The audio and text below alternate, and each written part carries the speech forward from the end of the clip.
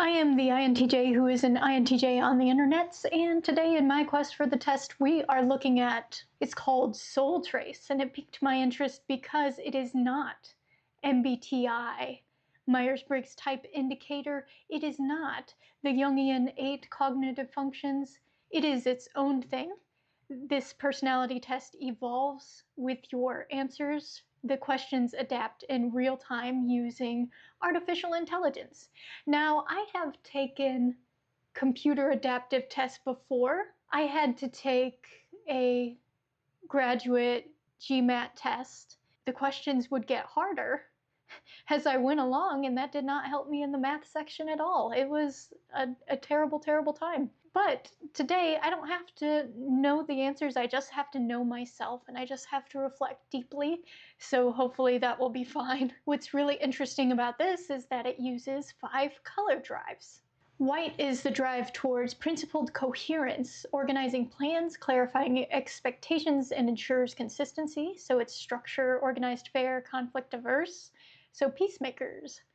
Black, the drive towards agency and achievement, noticing power dynamics and taking action to get results. Ambitious, strategic, does what works, not what looks nice. Agency. Extroverted thinking, maybe. Could also be introverted thinking, so maybe just thinking in general. Green, the drive towards connection, notices emotional atmosphere and prioritizes organic growth. Cooperative, growth-oriented, needs to feel genuine. So that might be feeling connection. Red is passion, the drive toward intensity and honest expression, acts on feelings and lives vividly rather than being controlled. Spontaneous, passionate, acts on gut feeling, reminds me of extroverted sensing or extroverted intuition. Blue, the drive toward understanding, asks questions, compares options, and optimizes processes deeply. Mastery, analytical, curious, tweaks things endlessly. Honestly, reminds me of me. Reminds me of NI and FI, at least in respect to myself. So this all should be deeply interesting. A couple of things I wanted to look at is, once you get all sorted, they have 25 archetypes, and look at the cute little mascots. That's so fun. So we will get into wherever I get categorized, I will look at that, and if I don't think it quite fits, I might look at some other options here. We shall see. And then before we get started, I wanted to look at one other thing, which is a comparison between this test and the 16 personality test that I took in my very first video. And they do give it a little bit of credit because it has a clean interface, memorable type descriptions, instant results. It became the default personality test for many people. That's very true. Now, I didn't really cover how the 16 personalities nearest Type Explorer functions, but let's do it now. So basically, 16 personalities is looking at, yes, the first letter introversion versus extroversion, whether you're an observer or you're more intuitive based, so how you're processing information, if you're thinking versus feeling, so decision making, if you're judging versus prospecting, it's called perceiving as well, so your orientation, and then your identity, whether you're turbulent or assertive. I've always kind of ignored that. So 16 base types with the A or T making it 32 total. It groups you into 4 categories: analysts, diplomats, sentinels, and explorers. Apparently, it has resonated with millions. Even after all of the mistypes it has produced, apparently some people still resonate with it. I thought it was meh. It was mid for me. So here's where they differ. 16 personalities uses fixed. Everyone answers the same 60-ish questions. SoulTrace has adaptive question selection. I think they have 24 questions. And then they have this formula plus a coverage bonus. Very cool. Categories versus distribution. 16 personalities assigns you one of the 32 variants. SoulTrace gives a probability distribution, okay, across their archetypes. If you're genuinely between 2 profiles, the distribution reflects that. The system doesn't force a single label when data supports multiple interpretations. So you can explore some different variants if you feel like it doesn't quite fit. 16 personality tallies your responses, applies thresholds, and then just assigns. SoulTrace uses two-stage, Bayesian updates, and then a learned weight matrix transforms the 8-trait probabilities into 5 colors via softmax. Don't know what that is, but it sounds interesting. Probably their AI system. It also models extreme response styles to correct for people who consistently pick extreme or moderate answers. That's so cool. I hope it works. That's so neat. I would put that in every system because you need to know how often someone is just like down the middle versus like picking at extremes. 16 personality gives you a clear identity. Sure, the clarity is fine, but the trade-off is precision. That sounds like a very TI argument. But I also agree. What if you're 52% thinking and 48% feeling? What happens to you then? Well, the system picks T and then it moves on with its life. SoulTrace preserves a nuance. It gives you a 45, 30, 15, 10 distribution split, tells you where you land clearly while acknowledging where you have secondary tendencies, so you're not forced into a box. You can span multiple patterns. We are complex. We contain multitudes as human beings. Okay, let's get to it. Let's take the test. It is a 7 Likert scale. We have a split in the middle at neutral, with 1, 2, and 3 going in each direction of strongly disagree or strongly agree. So thriving more under external structure or my own schedule. I'm very much a my own schedule type of person. So I would say strongly disagree because I'm here for my own schedule. So we get to see how this impacts our color matrix. And so as a reminder, I took a picture of this because I knew I would need it. Black is agency. My own devices, my own schedule. Drive towards agency and achievement. Notices power dynamics, takes action to get results. That makes sense. It all tracks. Okay. Second question. After failing at something important, I analyze what went wrong rather than seek comfort. Yes. I think that's very true.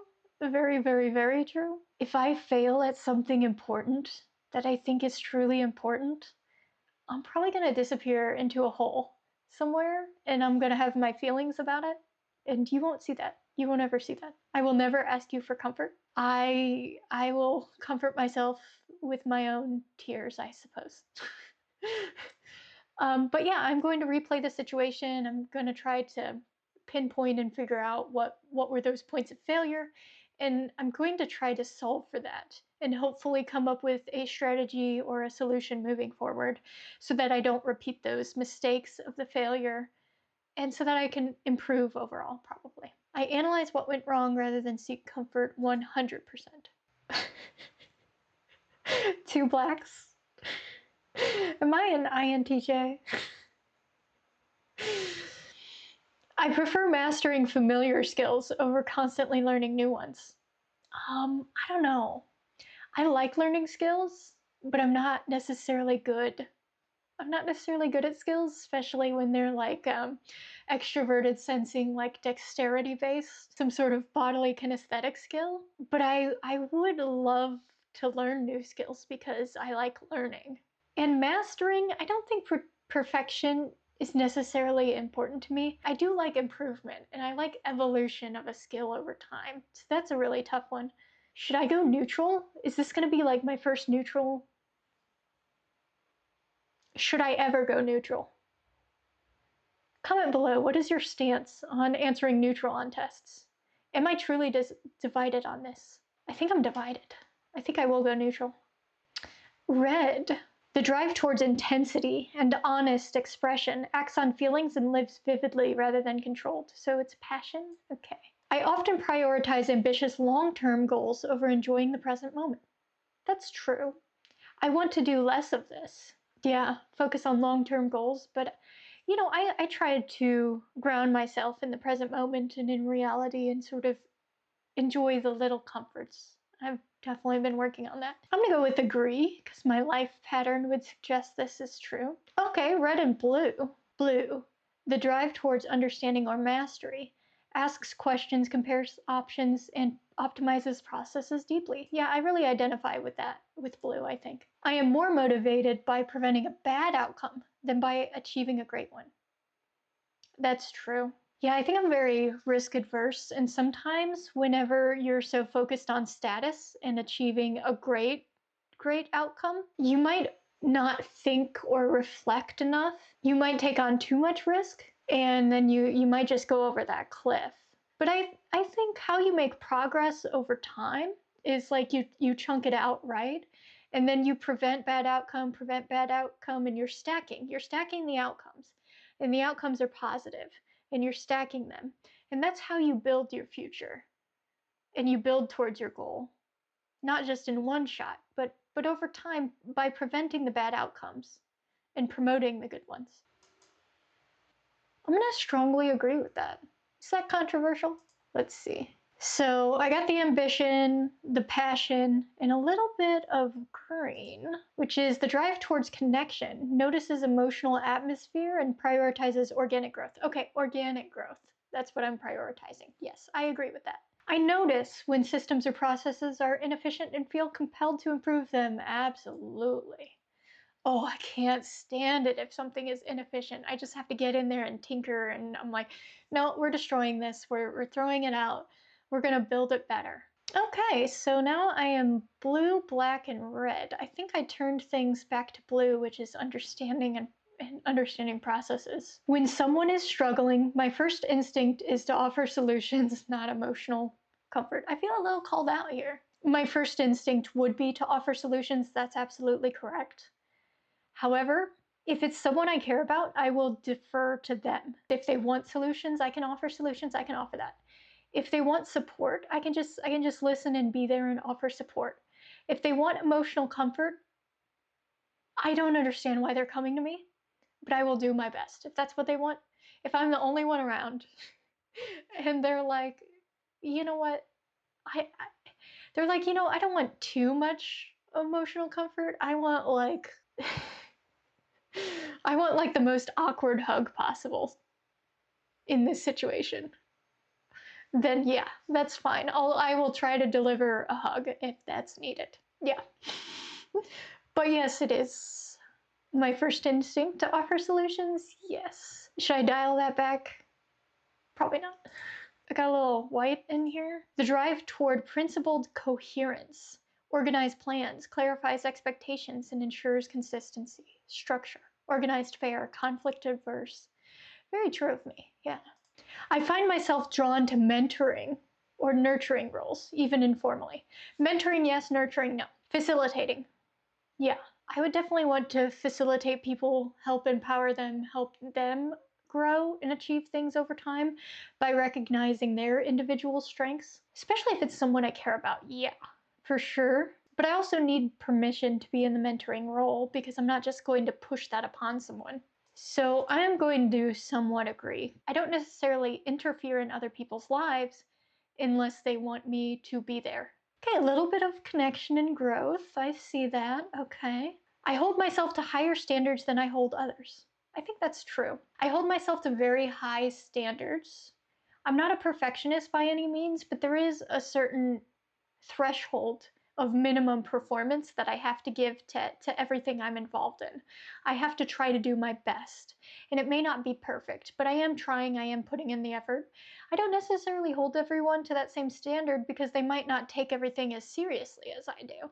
They might be coming from a different place. They might not have the resources to perform.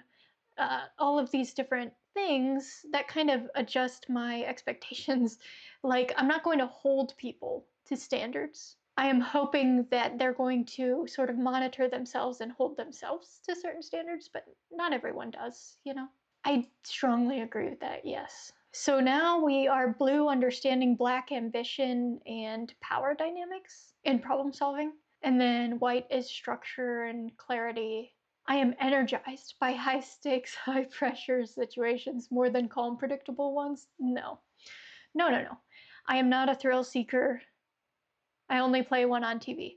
No, I watch a lot of occupational TV shows that are like high stress, high pressure, love The Pit right now. I like shows about the emergency personnel, about like surgeons, and even though it's highly dramatized and not necessarily true to real life, like firefighters and rescue people and detectives, and I like watching workplace dramas about those people. I kind of live vicariously through that, so I don't have to do that nonsense. Yeah, not high stakes, risk adverse. High pressure I can deal with and I can be calm, but I don't want to live in that environment for sure. I'm not energized. So we got the black, the blue, the white, a little bit of green. Let me recall. Green, the drive towards connection, emotional atmosphere, organic growth, cooperative. When resources are limited, I instinctively think about how to divide them fairly among everyone involved. Yeah, I think rationing is pretty important in situations where there's constraint. I do think you can't apply one principle of fairness to everything, and you have to take those individual cases and you do have to examine those individually, and you have to look for exceptions to the rule. But I think in general, I think you do need a principle of fairness to organize a situation where resources are limited, like for example in Lost, when your plane crashes on an island, or the TV show The Wilds, where a plane crashed on an island and you had to conserve resources, or in any hypothetical question where you're on an island and you're only allowed to bring a couple of items, although that doesn't involve a group of individuals. Dividing things fairly, yes. I'm gonna go 2 on there for the caveats I discussed. Connectedness, a lot of black ambition. I don't know if I problem solving, that's what it's keying into. I prefer spending free time alone rather than others. I know the introvert in me wants to say yes, but actually, during my hobbies, I actually do want to seek people out and seek community because I'm alone so often. So I'm actually going to slightly disagree, because in my free time, I do want to interact with people, I think. Oh, okay, red and blue. Interesting. When someone gives me advice, my first instinct is to think of exceptions where it wouldn't apply. That's true. I do that, yeah. And I don't think it's a bad thing. I'm giving credence to someone's advice, right? Because I'm stress testing it against various possible versions of reality. So because I'm considering their advice at all, that should be, I'm taking the advice seriously, because in my mind I'm projecting and I'm seeing where it might work and where it might not work, seeing where it might falter. And so I would want to take that base advice and maybe strengthen it and build into that advice some contingencies for possibilities where there might be exceptions. So I do strongly agree with that. Okay, we're all over the map. We got the blues, the whites, the blacks, the greens. A little bit of red. I make decisions based on what feels right now rather than future consequences. No. Yeah, NITE. It's more looking at future consequences for sure. Yeah. I've been trying to be more in the moment. I just don't think I'll ever make my decisions that way. And that's fine. I'm just not an opportunist. So I'm going to strongly disagree with that. Okay, black, blue, we got some red, green, a little bit of white. Interesting. When a process works well, I'm reluctant to change it, even if some people find it uncomfortable. That's not true. I'm always looking to sort of like edit and refine and improve various processes and structures. So if I look out into the world, and I'm thinking extroverted thinking, right? So if something isn't working for someone, regardless of the reason, okay, so maybe someone's given me feedback and we've identified it makes them uncomfortable. I would have to assess whether that discomfort has merit in the ultimate functioning of the thing, but I think something has to have a good interface. It has to be comfortable to use in order for it to be adopted and in order for it to function within reality. So, given that feedback, I would be very open to change and I would be wanting to change it like pretty immediately. I am not reluctant to change. Blue, black, and a little bit of green there. I'd rather start something new than perfect something I've already done. That's a tough one. I like the idea of new things. I think a lot of people do who are kind of like open minded to new ideas and such. So I like the feeling of starting new and working on a new challenge or something. But as I've often said, my most central tendency is to iterate or to work on something again. So I'll have a project and I'll complete it and and then I'll begin a new cycle. And it is like that. It's beginning new. Beginning new, it's new but the same. New but the same. So it's like renewal rather than scattershot, new, new, new, new, new. So it's kind of in between these two things. My tendency is more towards this side, right? Doing something I've already done. Not to perfect it, because no, perfectionism, whatever. More of improvement and evolution over time. Okay, interesting. I would choose a job that challenges my abilities over one that guarantees security. I would if I had the resources and option to do so. I would say early on in my career, I did not have the resources. I didn't have the option. I was just taking whatever entry-level job I could get in order to guarantee security, to get a foothold in an industry, that sort of thing. So yeah, I mean, I worked at McDonald's, Target. The way I got my start in banking is I was a bank teller. And then I moved into the call center, and then there was an opening in the internal audit department. And that suits me much better than being a frontline public facing person where I have to constantly deliver extroverted feeling through customer service. I would if given the option, but I'm not always given the option, so I'm just going to say agree. Okay, lots of blue, got a little bit of black, some white, some red, some green. Okay, cool. In uncertain times, I trust my strong intuitions more than systematic logical thinking. This is fascinating. It's kind of like really complicated, right? Because INTJs have introverted intuition, but how we externalize that is through what functions in reality, extroverted thinking. So we're using logical systems to structure the intuition, but it's driven by the intuition, it's driven by the core values. Uncertain times, my intuitions are built on patterns that I have observed in my environment, so I'm much more likely to choose that. Yes. Weird. Intuition gave me a lot of green. I wouldn't have thought that. Some problems are better solved through instinct than through analysis. No. No, I think analysis is important. I'm just gonna strongly analysis. Yeah, I mean, okay, some problems are. You don't need to analyze everything, no. Whenever quick action or reflexes are needed, you need the opportunistic sensory sort of style of leaping into something. Or even, extroverted thinking, any of the extroverted functions that don't analyze and go inwards as much, you need those during certain situations, yes. But my preference is analysis. Okay, very blue, black, white, and green. Okay. When making important decisions, I often imagine how I'll feel about the choice in 10 years.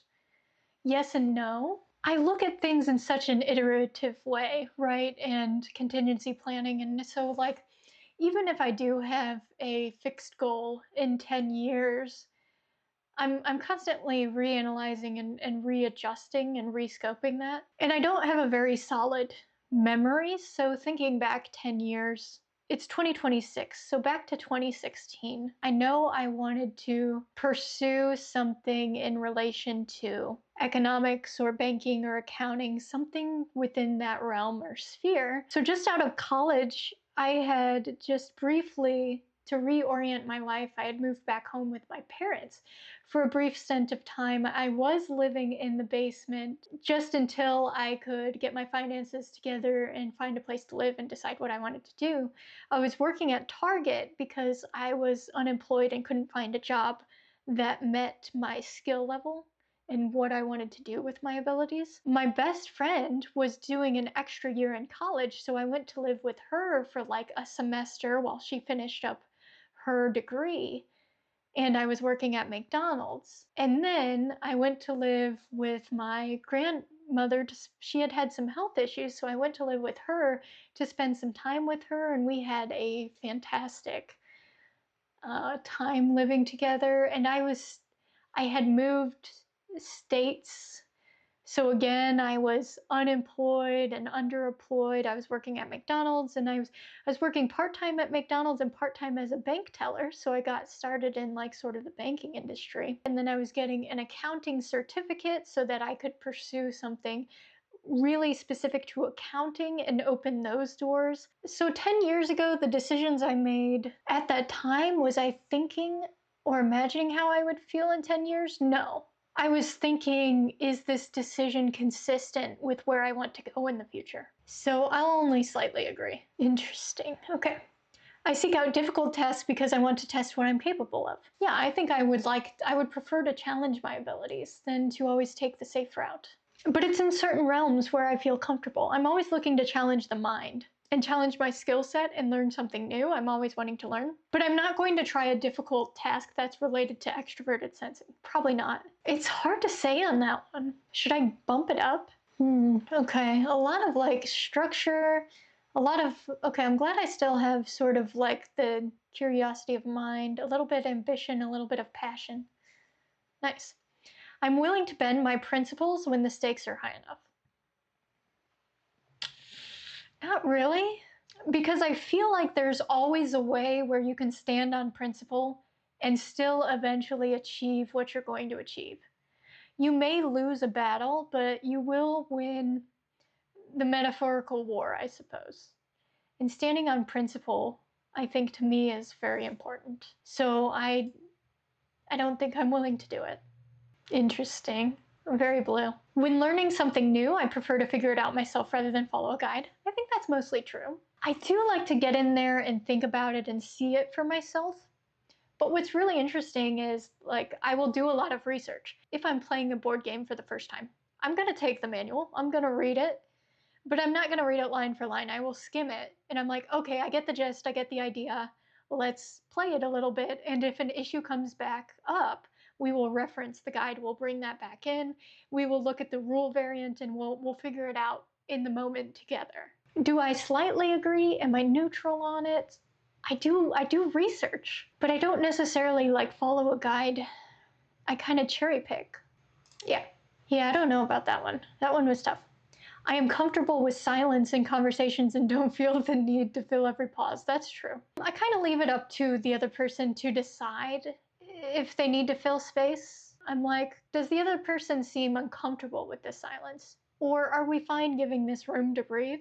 If they're silent for a while, maybe they're an introvert, and I might be like, you know, like, what's going on in your head? Like, you know, because I'm curious. I don't feel the need. Yeah. Oh, that was everything. Okay. Look how cute it is. I got my mascot here. He is the magistrate. Truth is measured, not declared. Yeah, I think I agree with that. You seek truth through rigorous process. Where others rush to judgment, you gather evidence, weigh perspectives, build cases that withstand scrutiny. Definitely. You believe that fairness isn't a feeling, it's a methodology. That's TE over FI, right?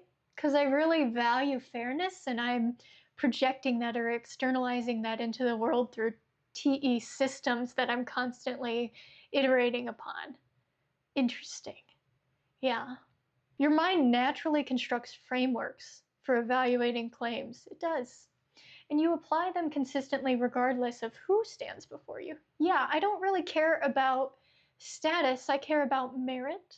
You find satisfaction not in being right, but in being demonstrably correct through transparent reasoning. Yes. I don't want to win the argument. I need to demonstrate my correctness through my reasoning. I want to show you how I got there. And if you agree with me, that's fine. If you don't, that's probably fine, as long as you don't directly impact me. If you are an obstacle, I will have to solve you like a problem or avoid you. 32% blue, curiosity, clarity, precision, mastery. 28%, so really close on the heels, white, fairness, responsibility, order, boundaries. 21%, ambition, power, strategy, self-interest. 14, belonging, growth, patience, ecology. Red, passion, impulse, honesty, risk. The impulse and risk put me a lot lower on red. People like you. Ruth Bader Ginsburg. That's a high compliment.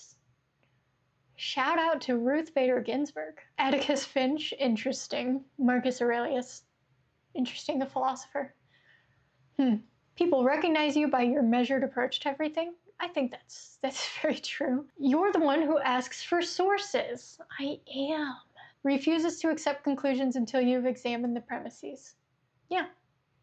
I need to scrutinize and examine and make sure that I agree with what's being stated and that the conclusions do kind of flow from that. Like the reason is well-founded is important to me. Your friends know you as the person who can see both sides of an argument, sometimes frustratingly so. Yeah, I do get that complaint sometimes. Because sometimes people are like, okay, but what's your opinion? What do you feel about this? And I'm like, does my exact opinion matter? Isn't this like a choice or a decision you're making? So really what matters is what you're thinking, and have you thought this through, and how does this impact you? If it's related to me, then I'll express an opinion. It's probably rare for me to be in an external position where I have to state something related to myself. I'm usually just acting on that on my own. I don't usually have to defend it to people in an external state. I have the reasoning for it. But I rarely am I in a position where I need to, one, provide my opinion, and then two, defend it. But they also know that when you finally render a verdict, it's been earned through genuine deliberation. True. You're not cold, you're careful. The gap between thorough analysis and paralysis is where you sometimes lose yourself. You know, it can cause delays for sure, but I think I'm fine enough at managing that. At your best, you create systems where truth can emerge through a fair process. Yeah, working on those systems where conclusions are earned and not assumed. Under stress, rigid and procedural, I don't see that. Hiding behind rules to avoid discomfort of judgment, maybe actually. So if you develop a system for determining fairness or certain criteria for determining fairness, you might be like, okay, so here are the reasons why I've come to this judgment. Here are the reasons, here are the justifications. You can sometimes hide behind that so you don't have to defend the squishy internal feelings, right? The value judgments that you've made. Okay, I see that. I wouldn't become rigid and procedural though. Blind spot, you may mistake complexity for wisdom, adding nuance until decisions become impossible. I don't see that being a terrible problem. I think I can manage nuance well enough. I mean, I think NI is pretty decent at managing the nuance and narrowing down to come to a conclusion. So very good at handling complexity. Oh, that's such a cool, you can track it over time. That's so cool. Okay. The person who makes systems fair, while others argue from emotion or self-interest, you build frameworks that can hold everyone accountable, including myself. In a world of hot takes and tribal loyalties, in a world of TI and a world of FE, you offer something valuable, consistent standards, NIFI. NITE, I don't know. You make people trust the process because you actually follow it. That's true. Evaluates evidence impartially, separating facts from feelings and preferences, builds frameworks that others can follow and trust, maintains consistency, synthesizes complex information into clear, defensible positions. Sure. Conflict resolution, hear all sides. Yep, people trust your judgments because they see the process. Yes. Policy design, I don't really want to get into politics. Systems are robust because they've been stress tested mentally. That's what I was saying. High stakes decisions, slowing down when others rush to judgment. Yep. Demanding evidence before commitment. Considering long-term implications others miss. Oh yeah, definitely. Caution prevents costly errors, but you may miss opportunities and you have to be okay with that. Knowledge synthesis, identifying contradictions and resolving them systematically. Yeah, what is a contradiction really? You can sort that out, it's fine. Building mental models that organize disparate facts, absolutely. Testing conclusions against counterarguments, absolutely. You may never feel you know enough to act. Okay, so if it were blue and black, strategist, every move has a purpose, every purpose has a plan. You see life as a series of challenges that can be solved with enough knowledge and foresight. Yeah. You plan several steps ahead and you often notice patterns before others do. Yeah. You enjoy optimizing system strategies and long-term goals. Yes. Feel most confident when you have a clear plan and realistic sense of how to reach it. Yeah. You may not always show it, but you think deeply. I think this is really true. Like, this is... Blue is the drive towards understanding and mastery, and we know blue is my strongest, right? It's like 33 or something. And then structure was kind of like... And then black is agency and effective achievement. Yeah, so this seems like TE. But this is like a combination of NI and FI to me. Naturally ask questions, compare options, try to improve the systems around them. Friend with too many tabs open. Yeah, reads the manual sometimes. One who quietly optimizes the process after everyone else has stopped thinking about it. So if you're this type and you lack white, then your plans stay vague, boundaries are unclear. See, I'm not quite lacking that. So this is saying if I didn't have any white, which is kind of crazy. Okay, so I got magistrate, and I heavily identify with that. I think that's pretty accurate. But I also see myself as strategist, which is interesting. Maybe I do some role flipping because of the experiences I've had, the environments I've been in. Maybe I flip between the strategist and the magistrate, because those are the two I identify with, even if this set of adaptive questioning kind of led me to this outcome. So it seems like I have the NI, right, blue or whatever, blue, the NIFI, which is blue to me. And NI is also kind of white, if I'm being honest. White is kind of NISI. You could go like, I know they're at either end of the cognitive spectrum, but they kind of function similarly, in which they're producing order, right? So NI and SI kind of have a similar function, even though they're very different. So it's interesting how that's showing up here. And then black is definitely TE, not gonna lie. TE with maybe a splash of the FI self-interest, and maybe a splash of FE with power dynamics. I don't know. Maybe that's how it would show up. But it seems like NITE, right, is kind of like what it's telling me. So I think it kind of has a corollary. It's not a one-for-one match at all, for sure. But I'm so curious, so please, whoever is out there, the 4 people who will view this video, please go out and take this test. And then comment with what you've got and what you thought about the adaptive tests. I don't know, I just want to hear it. I'm very curious about it. Okay, so I think that definitively wraps it up here. And as always, I hope you have a wonderful day wherever that day may find you, even if it finds you reflecting upon the amazing career of Ruth Bader Ginsburg and just being completely humbled by any kind of comparison